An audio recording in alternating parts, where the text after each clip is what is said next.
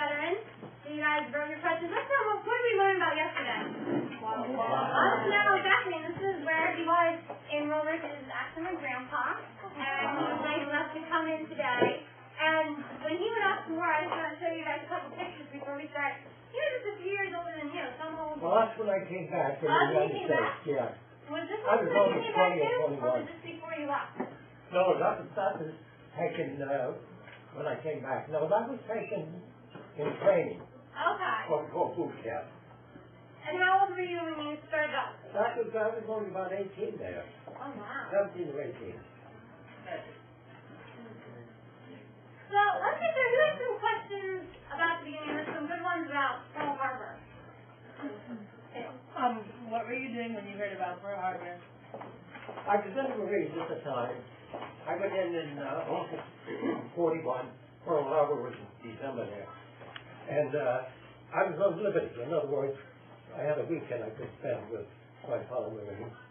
And coming back in a taxi cab, and Father had a radio on, and we heard about the Japanese bomb Pearl Harbor. And I wasn't too familiar with Pearl Harbor, other than I know we had Marines and Navy there. And just to talk among ourselves, we said, boy, that means war.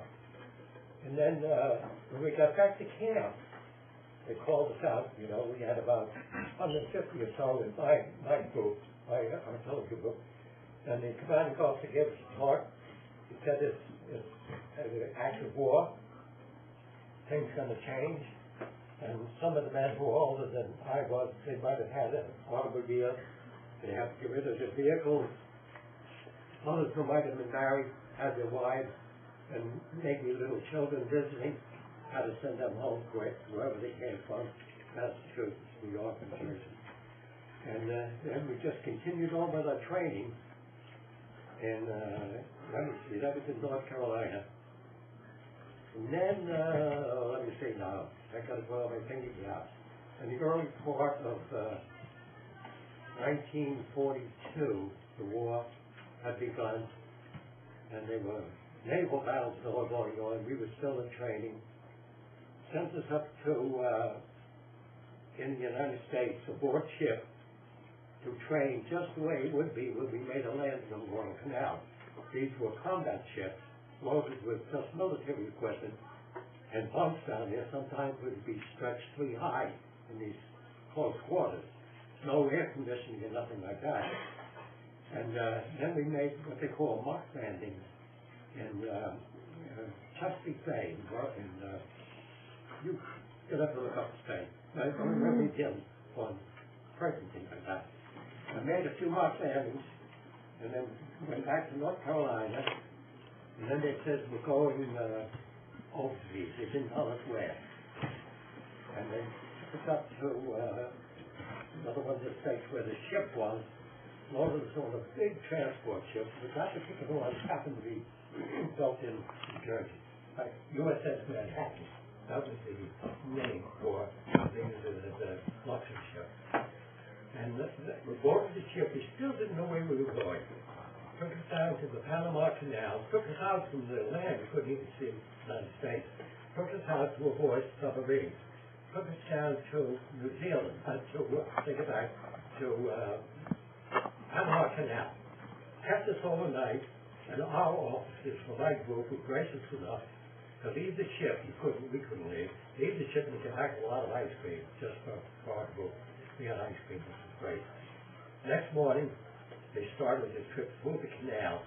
And if you know anything about how the Panama Canal works, they have what they call locks. You go through the level of the Atlantic Ocean, and then as you go across country, you're going downhill. They got to bring up another level to your level so the ship can run into it. I'm not good at explaining that. But anyway, they got us across the Panama Canal, and the landscape of all on both sides was just beautiful. And that's not part of Panama. But on the other side, we had escorts. That would be warships that would escort us out so far to protect us from the submarines in the Pacific. And then we went out so far with them as we had to the air protection. And then we were on our own. And I can only feel it when they increased the speed of the ship. The thing, came up a bit, which we didn't, but it felt that way. And then we rode along for 6 days. Well, we're 6 days from when we left Norfolk, Virginia, and then 6 days until we hit Auckland, New Zealand. And the ride over on the sea, at times it was a beautiful ride, but still scary because you're afraid of enemy attack. And aboard ship, the crew of the ship would conduct exercises with their gun in case we had air attack. They're the only protection we had, fire attempts. And they did a good job. They got us down to New Zealand, beautiful, beautiful country. We were welcome down there. Got off the ship, and they had camp set up for us. We were supposed to stay there and continue our intense training before we got a command to encounter the enemy. So we were there for about a month and a half. We went through an earthquake they had. That was my first taste of something like that. It was so strong, I didn't know what it was. I was in a bunk in a tent, and I thought my friends were kidding around and picked up my bunk and spun me around. So it was an earthquake. So scary. And then we got the order to load up. We had to load up our ships combat style. The one taking the over was just for the troops, out of north. But going back with certain ships we were on that could accommodate the troops and for us, these guns that we had, some big, big guns and some small ones like we had, to combat load that. And the bad thing about it, the civilians were on strike, the labor. We had to load it up, which we did. We got assignments, 4 hours on and maybe 8 hours off. And we as troops went down and loaded those ships. We operated the cranes and put the big, I like to use the word bags, that contained munitions or whatever you're putting in there, and then lift it up over the ship and drop it in.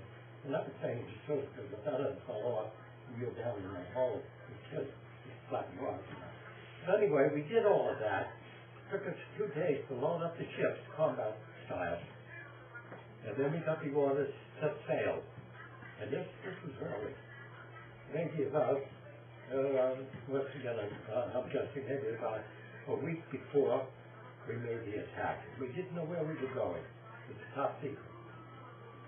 And then maybe 2 days before we were making the attack, we were out there just rendezvousing around. They never stopped because you make a target for somebody. It was still